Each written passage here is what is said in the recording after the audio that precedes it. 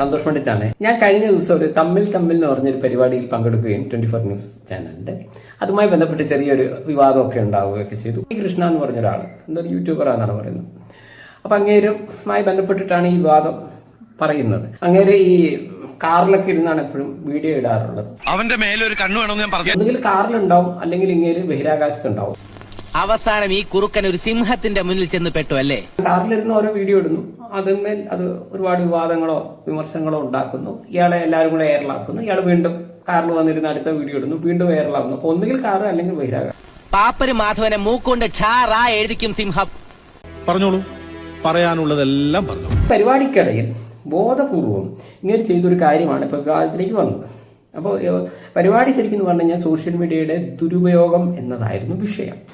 ചൂടായതുകൊണ്ട് കാര്യമില്ല. ഈ വേഷമൊക്കെ വലിച്ചു വാരി കേട്ടുമ്പോൾ ആലോചിക്കണം ഇങ്ങനെയൊക്കെ ചെയ്യേണ്ടി വരും. താനും വലിച്ചു കേട്ടിട്ടുണ്ടല്ലോ, ഒരിക്കലും ചേരാത്തൊരു വേഷം. ഇവിടെ ഈ സന്തോഷ് പണ്ഡിറ്റിന്റെ സിനിമയോ സന്തോഷ് പണ്ഡിറ്റോ ഇതൊന്നും അവിടെ ചർച്ചാ വിഷയമല്ല.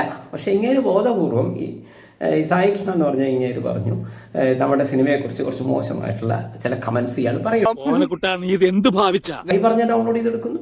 ഇത് രണ്ടും കൂടെ വെച്ചിട്ട് ഇങ്ങനെ ഏതെങ്കിലും ഒരാളെ ഭാഗത്തുനിന്ന് പറയുന്നു. ഓക്കെ, ഇതൊക്കെ ഓരോരുത്തരും അരി വാങ്ങിക്കാൻ വേണ്ടിയുള്ള ഓരോ കഷ്ടപ്പാടും 10 ഉറുപ്പിക ഉണ്ടാക്കാനുള്ള ഒരു പിച്ചച്ചട്ടിയിലെ കൈയിട്ട് വരുന്ന ഒരു തണ്ടി കൈയിട്ട് അവൻ ഈ സിറ്റിയിൽ കൊട്ടാരം പോലത്തെ ഒരു ബംഗ്ലാവ് പണിത് അവനിങ്ങനെ മരത്ത് കിടക്ക.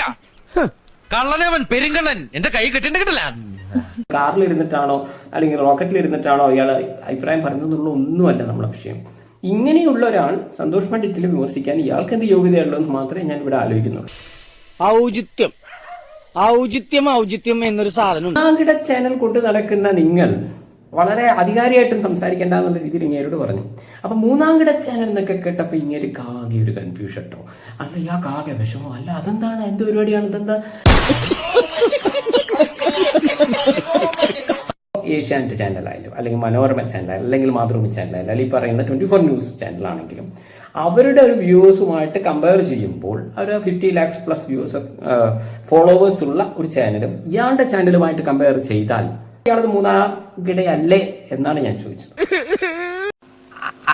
അതല്ല ഉദ്ദേശം. ഞാൻ മാറി പിന്നെ ചൂടാണ്ട് AC ഒന്നും ഇല്ല. അത്